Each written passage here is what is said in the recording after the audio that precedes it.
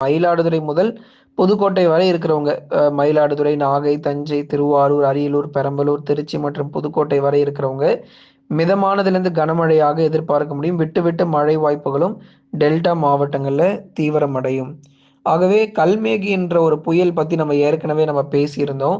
ஏன் அப்படின்னா, இந்த கல்மேகி என்கிற புயல் பொறுத்தவரைக்கும் தென்சீன கடல் பகுதிகள்ல 203 கிலோமீட்டர் வேகத்துல உருவாகி, தொடர்ந்து இன்றைக்கு கரை கடப்பதற்கான வாய்ப்புகள் ரொம்ப அதிகமாக இருக்கு. ஏன் இந்த புயல பத்தி சொல்றோம்னா, எப்படா இந்த புயல் கரைய கடந்து முடிக்கும்னு இருக்குங்க.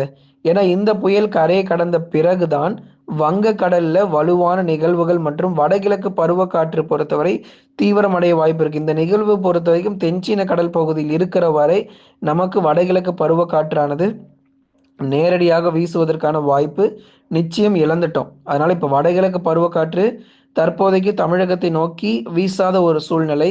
இந்த கல்மே